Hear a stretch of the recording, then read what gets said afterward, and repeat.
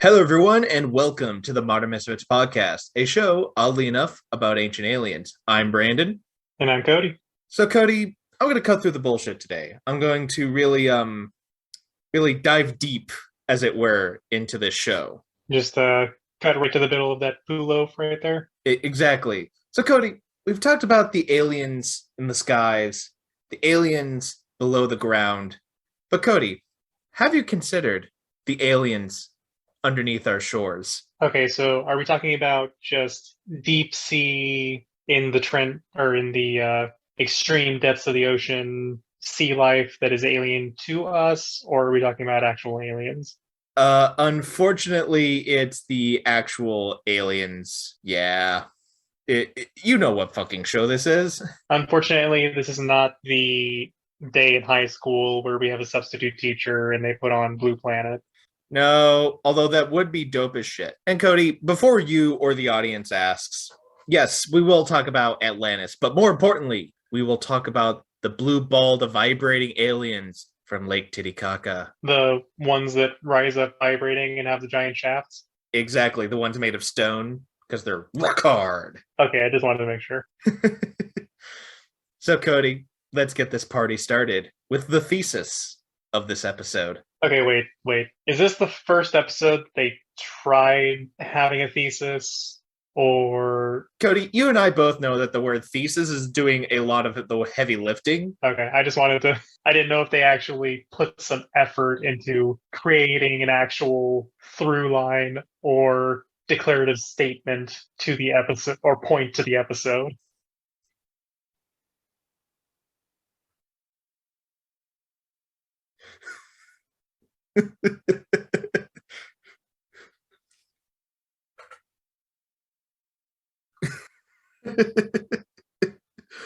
I'm pretty sure I put more of an effort into creating a narrative arc through our episodes than the fucking show does. I'm pretty sure I put more of an effort into creating a narrative arc through our episodes than the fucking show does. Fair enough. All right. So let's see what Ancient Aliens has to say.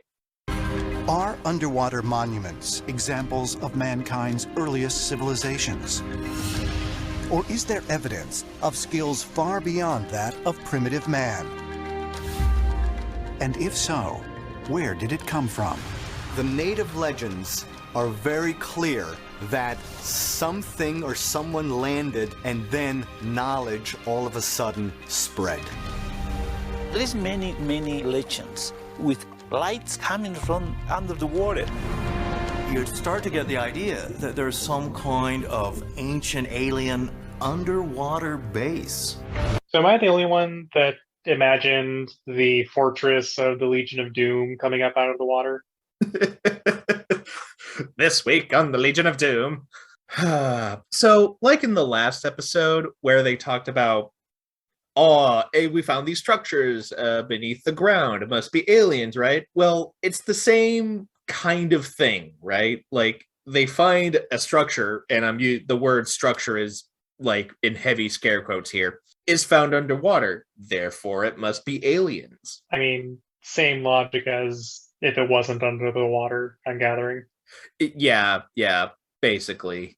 So, Cody, you remember that guy that was so fucking boring it took him a million years to say a 5-minute sentence? I mean, I try not to, but then we keep recording the podcasts and I'm not allowed to forget him. Well, Cody, neither of us are allowed to forget him because he's back. Yay. Covering more than 71% of the planet, the Earth's oceans are a vast and largely unexplored mystery. For most of recorded history, man could only guess at what lay beneath the ocean surface. But new technologies are reaching new depths. Researchers around the world are finding the unexpected. Underwater complexes and sophisticated monuments that defy the conventional historical record. There are remains of urban civilizations on parts of the Earth that were exposed on land 10,000 and more years ago. And this means that urban civilization is far older by many thousands of years than many scientists now believe possible. Okay, so what I'm hearing is we have this evidence of quote unquote, oh, I forget what the wording is, ancient civilization or urban civilization, air quotes, that so we have this evidence.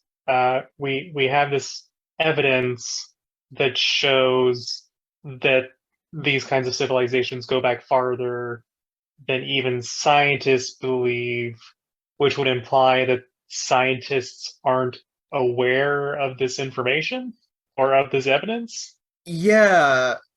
And like, this is something the show does quite a bit, right? Like, there's this idea called the scope of uncertainty.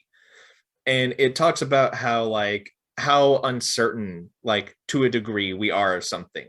When it comes to human, like, urban development throughout, like, the eons that we've existed, we have a pretty good idea about what that looks like, right? So the scope of uncertainty is low. Right. It's just creating that little bit of sort of wiggle room to say, like, scientists can't say for certain because they aren't aware of this super important information that we have. Yeah. But let's talk about sea levels real quick before we get to Atlantis, and we'll get to fucking Atlantis. Scientists, when they're not paid off by billionaire oil corporations, agree that the height of sea level has risen consistently within the past century, probably due to that whole climate change thing that people keep bitching about for some reason. I mean, I feel like I've heard about it recently. Yeah, I don't know. There might be like fires in like Oregon or something. Oh, wait. There was that movie made by the guy that invented the internet that talked about it. Yes. How could we not have foreseen the prophetic epitome that was Al Gore? So, in an article in the Smithsonian titled Sea Level Rise by Dr. Joshua K. Willis and Dr. Andrew Kemp and Dr. Benjamin H. Strauss, they state that the Earth's water is stored in two places: the oceans at 97% and glaciers at 2.7%. How much water is in the ocean, and thus the height of the sea level, depends on how much water is trapped within the glacial ice. Throughout the planet's history, sea level has risen and fallen, and there have been points where there were no ice in the poles and the water level was hundreds of feet higher than it is now, though it's getting close, which kind of reminds me of that movie Waterworld for some reason. Yeah, with the what was it? The one girl has the map tattooed on her back, and it's like, oh, there might be land somewhere. Also, I feel like there was something in there about drinking pee. I don't remember.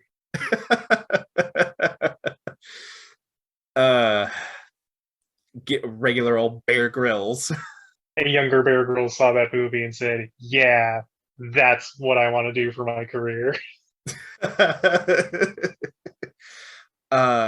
And at other times, the Earth was covered in ice and the water level much lower than it is now.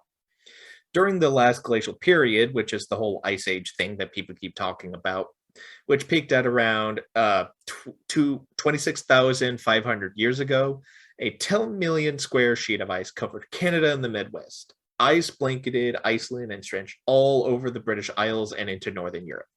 And sea levels were about 400 feet lower than it is today. Let's put this all in context. The oldest Homo sapiens fossil was founded 315,000 years ago. Çatalhöyük, which we'll talk about later, a Neolithic proto-city, is only 9,000 years old. Putting it very simply, we have a very good idea about what happened on Earth and what humans were doing on it. Any gaps that we have, that's things we don't know, aren't filled by fucking aliens. Don't take that out of context, by the way. Well, I mean, how else are you going to fill those cracks if not with aliens with giant shafts and blue balls? As always, we are adults and we are professionals. Allegedly. And now we talk about the thing Ancient Aliens was always going to cover in an episode about underwater aliens: Atlantis. While much of the ocean's floor remains unexplored, for thousands of years, philosophers and scientists have been drawn to one of the greatest mysteries of the sea, the legend of the lost city of Atlantis. It's been said that more books have been written about Atlantis than any other subject. But most of what we know comes from the Greek philosopher Plato, who wrote 2 books about Atlantis, the Timaeus and the Critias. Written in 360 BC, Plato described Atlantis as a highly advanced city, ringed by concentric walls, which flourished 9,000 years before his own time. Okay, so I feel like I have to ask, just because of programming like this, did Plato actually say those things? So, lucky for you, the next 2 paragraphs. So lucky for you, the next 2 paragraphs are basically pretty much what I could find on Plato and Atlantis. Not to be mistaken for Atlantis built from Plato. It will taste salty. Wait, fuck. Don't take that out of context. Too late. So let's talk about Plato and Atlantis. Plato mentioned Atlantis in 2 of what was likely a trilogy of books he wrote in 360 BCE called the Timaeus and the Critias. That's the one thing they did get correct. However, these books were written in what is known as the Socratic dialogue, which characters, it's a dialogue. There are 2 people in these books talking to each other using what is known as the Socratic method, in which 2 characters have this cooperative argument between each other by asking and answering questions. The books are essentially a debate bro's wet dream. And in these dialogues, Socrates brings together Timaeus of Locri, Hermocrates, Greeks of Syracuse, and Critias of Athens. They are asked to tell him stories of how ancient Athens interacted with the other city-states. And one such city-state was called Atlantis. The physical dimensions of Atlantis are what the show get right, but as always, Ancient Aliens only goes so far when it comes to describing the city. Atlantis had extravagant baths, a harbor, military barracks. Atlantis had a civil administration as well as kings, and their rituals were culturally similar to the Greek city-state of Athens. However, when Atlantis decided to engage in war with Athens, Athens triumphed and defeated its much larger foe. After the battle, an earthquake erupted and Atlantis was sunk into the sea, along with all the Athenian warriors too, I guess. Atlantis is ultimately a parable, a tale of 2 cities and 2 competing cultural and political ideas, ultimately leading to war. The underdog of Atlantis triumphed over its larger opponent. The story is also told as a culture war between wealth and modesty, maritime and agrarian society, and engineering, science, and spiritual force. Mm-hmm. So is this another one of those situations where there's sort of this very basic story, sort of historically recorded, and over time it just kind of got mythologized? Well, it's more of that Plato was writing essentially like what he thought an ideal society was, and he was using Atlantis as sort of this idea of an antagonist city-state to Athens. Okay, so I might have misunderstood. So Atlantis is still a fictional place. Yeah, Atlantis is completely fictional. There's no... Like, people tend to think that the Greek island of Santorini is Atlantis, but it's not really like... It doesn't really fit, right? Like, there's no... Like, Plato clearly outlined what Atlantis looked like and what the dimensions were and what the city-state was meant to be, and nothing that Ancient Aliens or all these, like, crackpot people who wrote books about it have ever found. Like, there's nothing that fits the description. Right. It's another one of those situations where you trim away enough of the actual description to kind of fit where you think it is. But you might be asking yourself, Brandon, why did they build Atlantis? I mean, I was wondering that, so... Well, apparently it was a place for Poseidon's kid. Ariel? No. Have a listen. According to the ancient Greek texts, Atlantis was connected with extraterrestrials from the beginning. It was founded by the Greek god Poseidon. Poseidon can be regarded as an extraterrestrial in the sense of not being of this earth. Poseidon, one of the extraterrestrials, found a pretty wonderful young woman girl on Earth. And he took this woman girl, made her pregnant. And to protect his new family, he founded Atlantis. Okay. Brandon, step aside because we're in my wheelhouse now. See, they say Poseidon because they say Poseidon, but what they actually mean is Triton. And you see, the daughters of Triton are Aquata, Andrina, Arista, Athena, Adela, Alana, and then there's the youngest in her musical debut, the seventh sister, to sing a song Sebastian wrote. Her voice is like a bell, and she's their sister Ariel.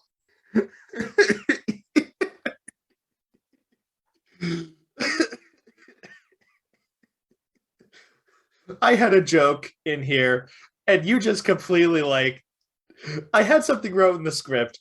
I don't even want to say it anymore because you did way better than I could ever do.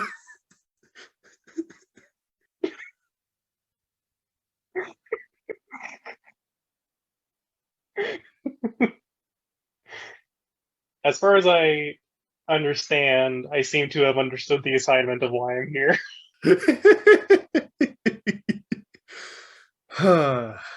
So, Plato describes Atlantis as beyond what he refers to as the Pillars of Heracles, which is thought to be the Strait of Gibraltar. It's that point between Spain and Morocco that connects the Atlantic Ocean with the Mediterranean Sea. And the show posits that a possible location of Atlantis is in the fucking Bahamas. You know, there's that joke, I think I've heard it most with Adam Sandler, but there's that joke about actors or directors coming up with the idea of a movie solely because they want to have a vacation somewhere. I feel like that might be the case here. Across the Atlantic lies the island chain of the Bahamas, just southeast of Florida. Here in 1968, archaeologist J. Manson Valentine believed he found part of Atlantis when he discovered an unusual rock formation off the coast of North Bimini Island. It's only in about 12 to 18 feet of water, so you can view it easily.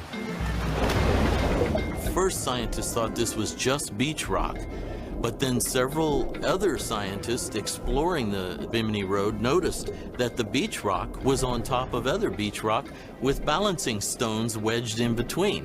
And they said, nature doesn't do that, man does. And they realized this is a harbor, a breakwater for a harbor. Let's talk about this so-called Bimini Harbor or Road or whatever the hell they want to call it. It's called several things if you look it up online. The Bimini Road is located nearly a half mile off the coast of North Bimini Island and about half a mile north of Paradise Point in the Bahamas. The structure, in quotes, is made of materials that are in the article A Geologist's Adventures in Bimini with Bimini Beach Rock and Atlantis True Believers. Eugene A. Shin states that after retrieving core samples, he identified that the structure was natural beach rock. Beach rock forms as a result of tidal fluctuations that force calcium carbonate-rich waters through sands, which evaporate in off-gas carbon dioxide that help stimulate the precipitation of calcium carbonate. Within a few years, explained Shin, crystals of argonite, a common marine form of a calcium carbonate, precipitate between the grains, welding them together to form very hard limestone. My geology people are like freaking the fuck out right now. Geology people out there reacting like that one dude in Avatar: The Last Airbender. That's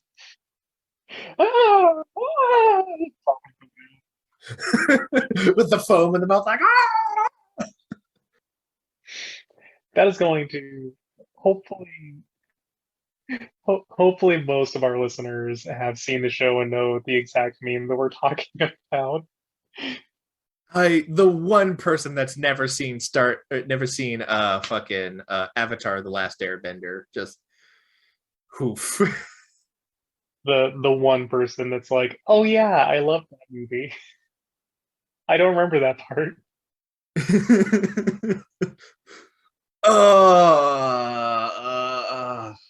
Right in the heart. So Cody, no episode about aquatic ancient aliens is complete without the mention of course, the Bermuda Triangle. We've already talked about the Bermuda Triangle in a previous episode. You might notice that they called it a portal before, but wait till you fucking hear what they call it now. Could there be a connection between Atlantis and the area known as the Devil's Triangle? On the edge of the Bermuda Triangle, there are underwater ruins of the ancient city of Atlantis, the prehistoric city of Atlantis. So yes, there is a theory that Atlantis lies not near Greece, but in the Bermuda Triangle. So I thought it was a fucking portal, but apparently it's an underwater base. Why not both? Porque no los dos? I am sure if I talked to an ancient alien theorist, they would say both. And it's like, okay, but like, you have to pick one. Like, you can't. So fucking infuriating. Well, you see, the thing about the Bermuda Triangle is it's very much like Kingdom Hearts. It's whatever you want it to be, all at the same time.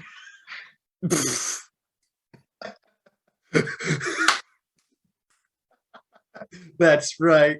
Fucking Xehanort is guarding the Bermuda Triangle. Which, in one of the games, if not more than one, you do go to Atlantis. So, checkmate. Didn't plan or research for that one, did you? Yes, none of my research could prepare me for Kingdom Hearts lore. So, based on that logic, the Bermuda Triangle connects us to the Bermuda Triangle and Atlantis connects us to Kingdom Hearts, which puts us in the Disney, Pixar, and connects us to the Disney, Pixar, and Final Fantasy universes. Exactly. We are the Ouroboros of fucking fandoms right now. As with all things, everything will be connected to Disney soon.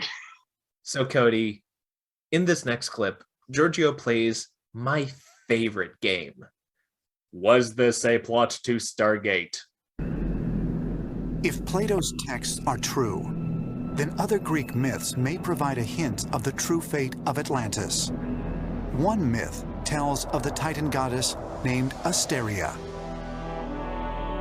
who fell from the sky and became an island. In ancient Greece, we have a number of myths which describe islands, bronze gleaming islands that fell from the sky and landed in water. I don't think that Atlantis, therefore, was an actual stationary physical island. Atlantis, according to Plato, disappeared in one night with a lot of fire and a lot of smoke. See, I don't think that Atlantis sank. I think Atlantis lifted off. This might be personal opinion, but I feel like this show takes really interesting mythology and makes it really boring. I mean, yeah. So there's this little show called Stargate Atlantis. And in season 3, the Atlantis team fires up the city's star drive to escape an attack from a group of sentient robots known as the Replicators. The season ends with the city floating in uncharted space with the days left of energy and the team's leader critically injured. This has been yet another installment of, was this a plot to Stargate? Yes, I am pretty sure he literally ripped this off from fucking Stargate. Or Stargate Atlantis specifically. Well, luckily Stargate is such a niche and unknown show that no one would recognize it. Stargate Atlantis was like way more popular than the original show for a while, and it won several awards. Niche and no one would know. So much like this transition, the show whiplashes us from one end of the planet to the other, and now we have to talk about the Yonaguni ruins from Japan. Words. Okay, but say that 5 times fast. Yonaguni, Japan. This small island is at the westernmost tip of the Japanese archipelago. Scholars believe the first inhabitants migrated here from Southeast Asia during prehistoric times.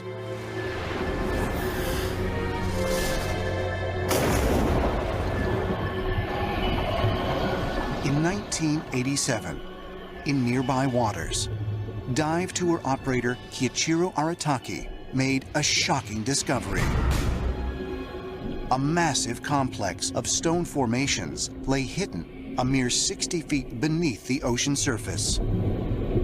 Experts call it one of the greatest discoveries in the history of underwater archaeology. Okay, are we talking about, is it the same as at the beginning of the show where it's like experts say this, except not scientists that don't know this information? Well, I think it's important to put this into context. So the site lies about 25 meters below the waters of Japan and is said to be a stepped pyramid. I showed you a picture of it on Discord. The site was founded by Masaki Kimura, a professor of marine geology.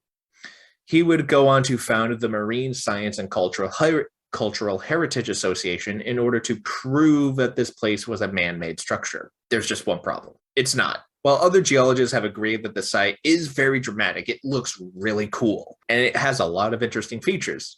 It is far from man-made. Let's take the Yonaguni face that is so popular, which we'll hear about in the next clip. And I also showed it to you in the Discord as well. The only function that face has is tricking your brain into thinking that it is one. It has 2 holes that kind of resemble eyes if you catch it on its good side. But as with a lot of things in this show, it's just the brain connecting the dots where they don't belong. So the so-called step pyramid that the site is so famous for, well, the Yonaguni shoreline is similarly stepped, and those steps are so wide and so tall that they couldn't be used as such. Some of them, actually, you would need a ladder to get across. And turns out, nature can make straight lines. Has anyone ever heard of crystals? I will say, looking at and I want to say this because it's now bothering me seeing the spelling of it, is that the show does not seem to be pronouncing it correctly. It's Yonaguni. Yeah, it's the Yonaguni. I also can't pronounce it correctly, but I'm from the Midwest. We are perpetually mispronouncing shit. You call yourself a weeb.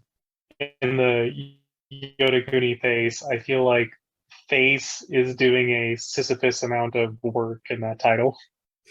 Yeah, he's just lifting the boulder, which is shaped like a face. I mean, if you look really closely, it kind of looks like a alien-esque face that is kind of looking like making eyes at you from across the bar, like, hey. But like you're like he's just looking at you like, eh? And you're like, well, I'm like 20 beers in, so like might as fucking well. So Giorgio pissed me off in this next clip. So before we get started, was this the clip that drove you to attempt to start a Twitter war with Giorgio, or? No, that was long before that whole thing was long before I got this clip out. I just decided to just see if I could piss off Giorgio, and so far you haven't said anything. We know you're listening, Giorgio. I know you're listening, Giorgio. Come at me in my DMs, brah. Misfits Pod 156. Check out our Twitter. It's the whole combination of all these structures together which convinced me that we're looking at a ceremonial complex. The mystery surrounding the Yonaguni underwater structure is, when did it go underwater? The geological evidence is that it was submerged during the meltdown of the last ice age.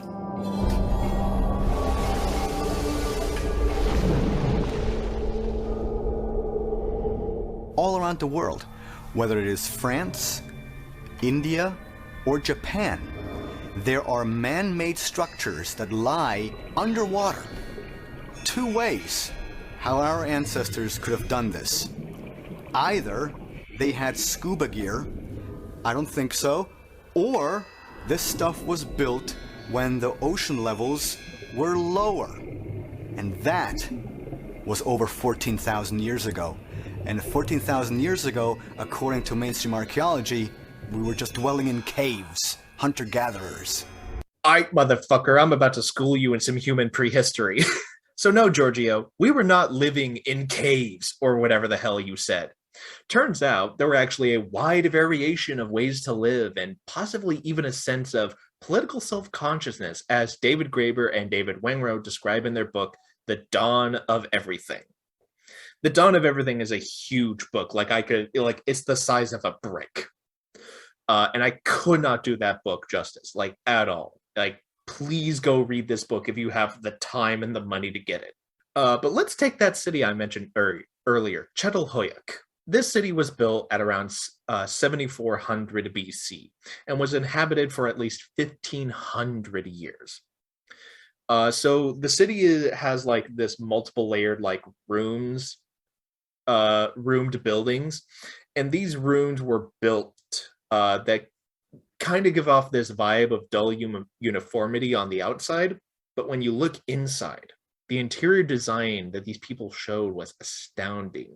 Cattle skulls and horns adorned the walls, and vivid paintings decorated households. They also built platforms where they buried their dead, so the dead would actually rest below the house. So I guess grandma is never too far behind. I mean, most of the decor that you described kind of sounds like just modern day decor in either New Mexico or Arizona. And then you mentioned, the dead being kept under the houses, and I was like, oh no, this is exactly like decor in Arizona or New Mexico. Exactly, it's very reminiscent. But you want to know what this isn't? A fucking cave. And one of the interesting things that they talk about in the book, which I don't have time to get in here, is that there's not a sense of hierarchy in this city. There doesn't seem to be a differentiation between those who had and those who had not, which I don't have I don't have time to get into here, but just know that it's there for people who want to read the book. So no, Giorgio, humans weren't living in caves. Turns out human society is way more fucking complex than the show wants to admit. And this is where I get off my soapbox. Carefully, don't trip. So, in this next clip, they try and connect the Yonaguni monument to Bimini Island. Keyword there is try. Will they do it? Let's find out. According to scholars, the ancient Japanese people could not have built this monument. Who did? And how did it get here? Speculation is that extraterrestrials created the Yonaguni monument. The engineering is just beyond the capacity of Stone Age civilizations.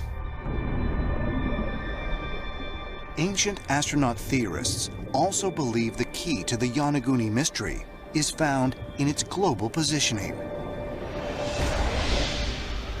Strangely, the complex lies within an area of the Pacific, long suspected of extraterrestrial activity.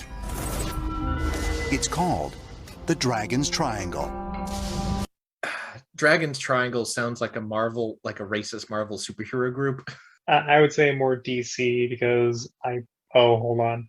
I believe there were some comics of Superman infiltrating the KKK. So the Devil's Triangle sounds kind of like a group of grand dragons in that series. And much like the Bermuda Triangle, the Dragon's Triangle has some of the same features of the Bermuda Triangle, like the whole magnetic anomaly thing, whether or not it's fucking real, whether or not it's a portal, I guess the show will never tell us, but they do go on to say this. In ancient Japan, and even into the relatively modern era, there are stories about the Dragon Sea, in which objects rise out of the water and sail through the air. In ancient Japan, these were winged monsters breathing fire.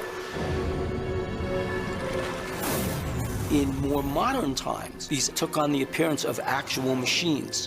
When you compare those descriptions of these devices with the description that Columbus gave of a craft nearing the Bermuda Triangle actually rising out of the water, a light that followed the ship, you realize there's a similarity in both of these locations to things, objects, that are in the water and rise out of the water and fly through the air. This is taking a lot of creative liberties, I feel. Yeah, I mean, the show did prove me wrong. It did call back to a previous episode. You're going to have to remind me because I honestly don't remember a whole lot from the episodes. You remember when we talked about Christopher Columbus and how he saw like some weird thing flying in the sky? Oh, right. And much like the Bermuda Triangle, the Dragon's Triangle has some of the same features of the Bermuda Triangle, like the whole magnetic anomaly thing, whether or not it's fucking real. Whether or not it's a portal, I guess the show will never tell us, but they do go on to say this. But why are the two submerged structures found within the perimeter of these strange regions of the planet where so much unusual activity occurs? Is it coincidence that the Earth's 25th parallel north cuts through both the Bermuda Triangle and the Dragon's Triangle?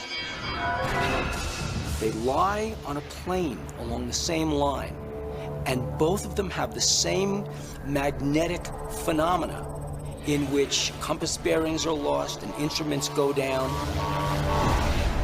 People wonder if there's a real strange UFO connection. If UFOs and flying saucers do exist, that we should suspect that they could originally come from an ancient super civilization. It makes you wonder if flying saucers, UFOs, whatever you want to call them, actually use the area of the triangle as their major base, and perhaps are even coming back to the remnants of a civilization that they were familiar with. I'm sure that people are going to start getting tired of hearing me say citation needed. I'm not. So, are they portals or bases? Pick one, Ancient Aliens. Also, if there was some magnetic anomaly at the north 25th latitude, wouldn't like every plane that passes it crash? Like, is it one continuous thing, or is it there, like in these specific areas?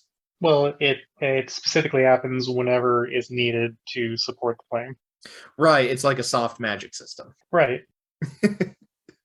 Ancient Aliens is just soft magic.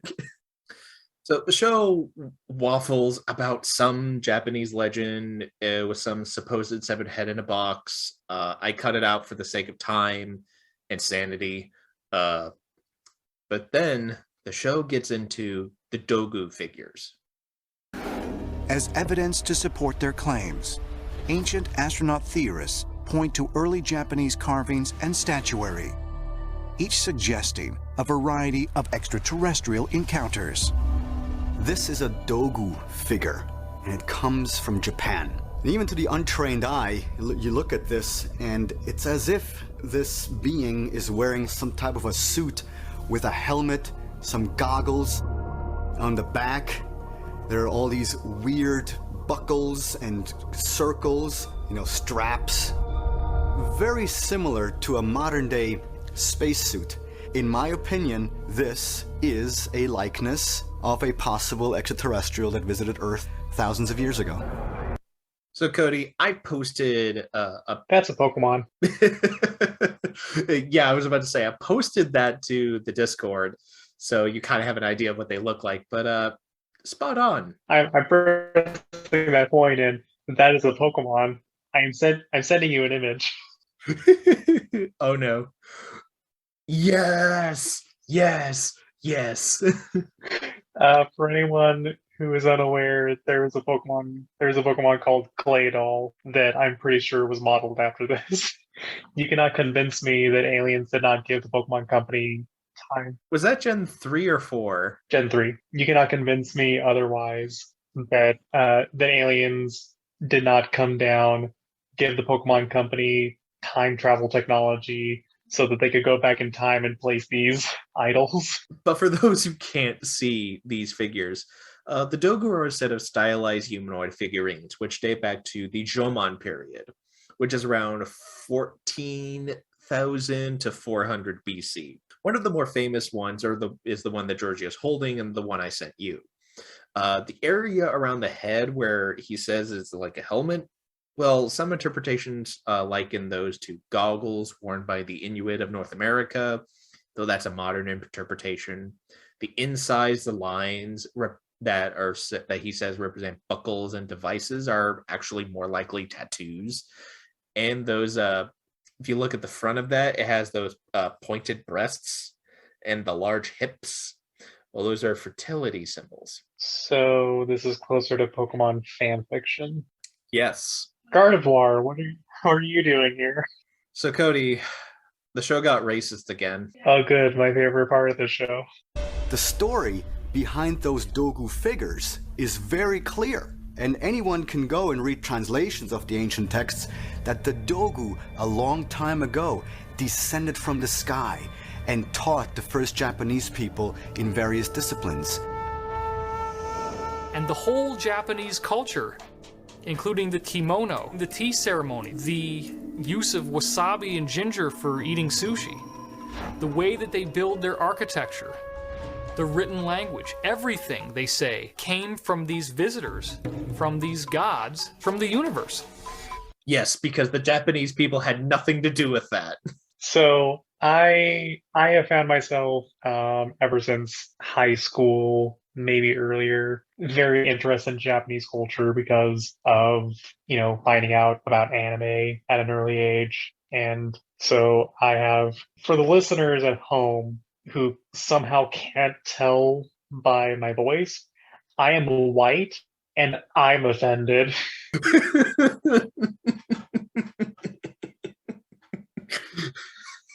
Yes, you have pissed off the one demographic you should not have pissed off. Weeaboos. White-ass weeaboos. Otherwise known as wah. Wah. I'm not proud of that joke. I am, because it gave me the opportunity to do my Waluigi voice. Waluigi. Okay, so, man. So in a previous episode, we discussed how the aliens may have been super advanced humans that left the planet, and that once that happened, then human sacrifice started, and that the aliens would never have taught them that. And now in this episode, they're saying that any kind of actual culture was influenced by, like any positive culture was influenced by aliens. Right. So long as that culture isn't white. Just based on the show so far, I don't think you can get away from talking about aliens without talking about Stonehenge. But there's a part of me that really is convinced at this point that they never cover Stonehenge just because of its location. Oh, they do. They most certainly do. But that will be for a later episode. Good. It's not a discussion about aliens unless you bring up the Bermuda Triangle, Atlantis, and Stonehenge. But for this episode, and in this next clip, Von Daniken tries so damn hard to connect cave paintings in the Sahara, Kochina dolls made by the Hopi of the American Southwest, and the Dogu from Japan. Because those things go together, I guess. In North America, we have still the Hopi tribe in Arizona. And the Hopi Indians are still making today Kachina dolls. Kachina dolls look similar to the Japanese Dogu figures. Further back, in the Sahara Desert, Africa, we found cave paintings. When you see the picture, you see definitely an astronaut suit. No doubt. Absolutely. Now you compare these cave paintings with the Kachina dolls of the Hopi and with the Dogu of Japan. You have one line. I mean, I guess. That shouldn't be on a shirt somewhere. That's a meme, my dude. While the clip was playing, I threw in a quick Google image search for Kachina dolls, and I'm not sure exactly how they're supposed to be super similar. Well, like, it's something that the show does, like, all the time. They remove the context that these figures or these paintings or this building or this ritual or this whatever, and they remove the context from it. So that way they create enough wiggle room so that the aliens totally did it narrative fits in, right? Right. So the show then goes on to waffle about some mythical city of India, which I have no time to get into. But more importantly, Cody, the show finally talks about the long-awaited blue-balled aliens that lie deep within Lake Titicaca. The ones that lie blue balls deep in Lake Titicaca. Let's have a listen. The Andes Mountains, Peru. Here, at an elevation of 12,500 feet, lie the dark waters of Lake Titicaca, the highest navigable body of water in the world. In August of 2000, an Italian team of divers and archaeologists launched an underwater investigation of the legendary lake. There, submerged under 100 feet of water, the team uncovered traces of a paved road, a stone terrace, and a wall nearly a half-mile long. For centuries, local legends have spoken of a lost underwater city called Wanaku. Could these ruins provide proof that such a city did, in fact, exist? Then, another shocking discovery. Lying on the lake bed was a large sculptured stone head. Could this ancient relic offer a clue to the origins of this incredible archaeological find? They make the comment about the paved road and the wall and all that stuff, but like, hold on, I gotta remind myself how to say it. Kind of like the Yonaguni monument. It's just like, I don't trust you. So, Cody, this is one of those times where there was actually something found in Lake Titicaca. Like, this is one of those times when something was found. Okay, so we've got a 1 in the correct column and so many other tally marks in the wrong column. There's just one problem. There should be an asterisk in that one because according to this BBC article I found, the site dates back 1,000 and 1,500 years ago, which predates the Inca. The Italian scientists who led the expedition in 2000 attributed the site to the Tiwanaku people who built the city of Tiwanaku in the Lake Titicaca Basin around the 5th and 12th centuries AD. The temple itself measures about 200 meters by 50 meters, as well as a submerged road. The team included 10 scientists from Italy, 10 from Brazil, 5 Bolivians, 2 Germans, and a Romanian, because why not? And rather than looking at this site as adding to the archaeological record and a very heartwarming story about international cooperation between scientists, Ancient Aliens takes time to say that giants built the city of Tiwanaku. And never again in history was there ever another instance of international cooperation. You know... When the early conquistadors talked to the local Aymara Indians, they were told that that giants at the beginning of creation had created Tiwanaku. The Spanish, too, were amazed by the gigantic blocks of stone. They felt that the devil had built this building. If you look at some of the rock-cut and megalithic structures in the site of Tiwanaku, I personally believe very strongly that we are looking at an older episode of construction and the traces of a forgotten episode in the human story. I would have a problem with the thought it was made by the devil comment if we didn't already establish that, Mayan devils were also aliens.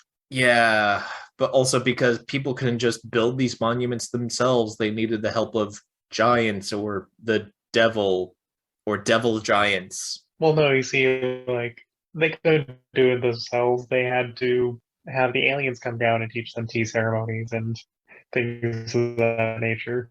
So in this next clip, Philip Coppens gets weird about talking about Lake Titicaca. Am I to understand that he's going to get weirder about it than we have? Because I'm going to be even more offended if that's the case. The more you know about Lake Titicaca, the stranger it gets.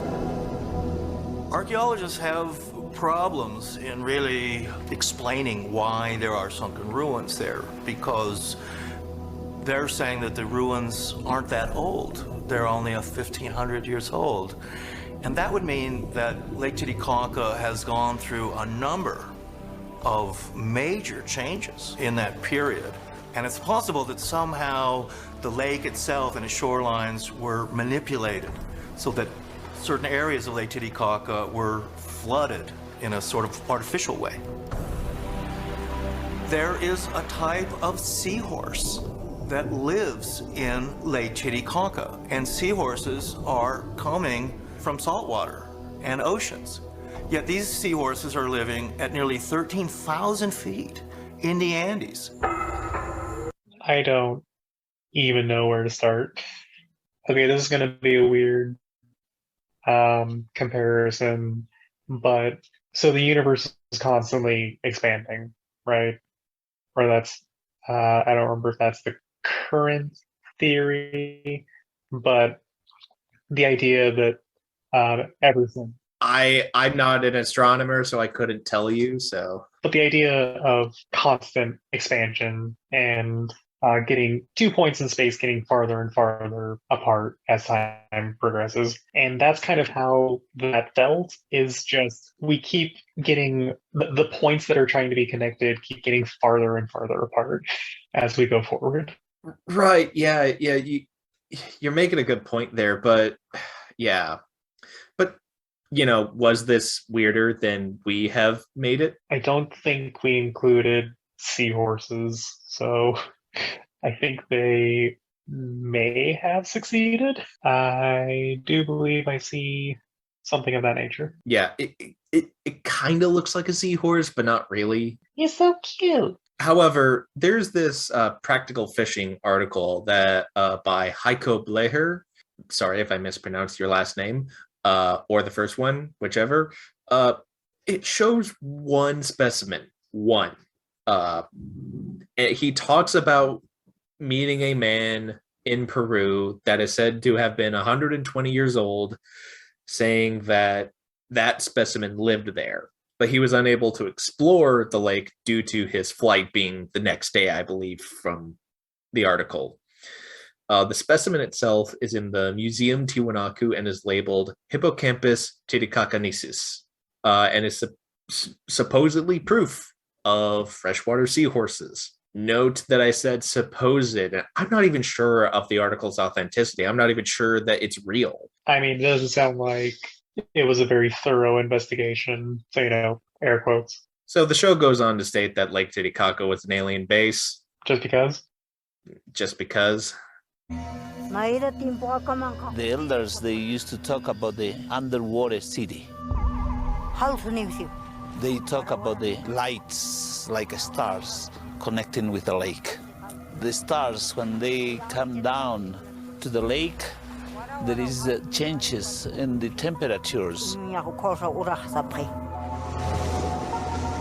There is many legends with lights coming from the underground of the lake. It seems they come, they go, and they return in the different moments.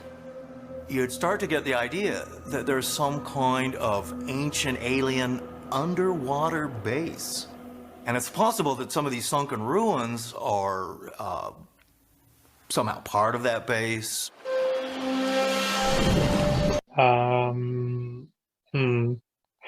I don't know that I have. I'm running out of ways to say, making a lot of assumptions. Right. So I misspoke earlier when I called him Philip Copens. His name is David Childress. Now you can't see his facial expression, but David Childress does this thing where he like looks real hard to the left and he kind of leans into it a little bit, which makes me think he's full of shit. What's his name again? David Childress. It's like child res. Okay, I kind of see what you're getting at, I think. Yeah.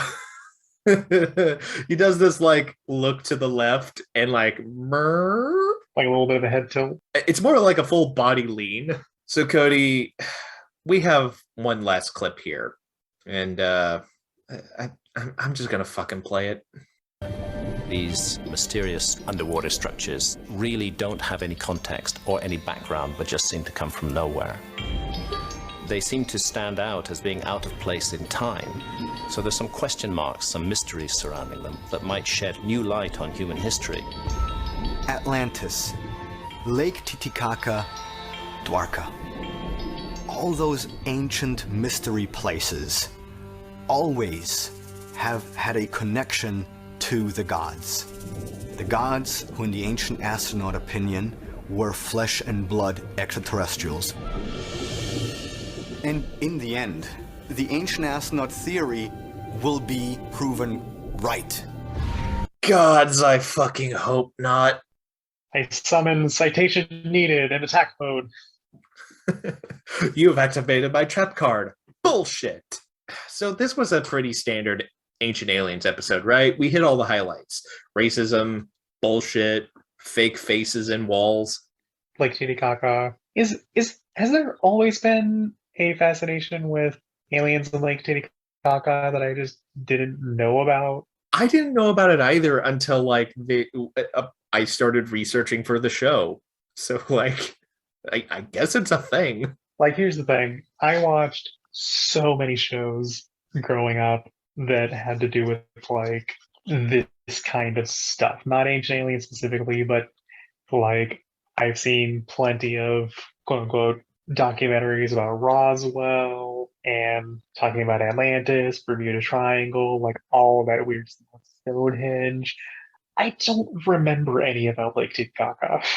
This seems, I mean, I guess it's up there with the Bahamas, but like Lake Titicaca has been mentioned more times than that in this show so far. Yeah, I just don't know, man. Like, also, I forced you to watch one of those shows. Wait, which one? Oh, the one about the Giants. Yeah. So, Cody, we've come to the end of the episode, and so I actually finally made a Twitter. It's got really nothing other than me trying to piss off Giorgio at Misfits Pod 156. We are on Apple Podcasts, Anchor, Spotify, and Castbox. And as always, I've been Brandon. And I have been, currently am, and hopefully will be in the near future, Cody. And until next time, we have finally met the blue-balled, stone-shaft aliens of Lake Titicaca. And now we can all have a solid release. This has certainly been a happy ending. Bye. Bye.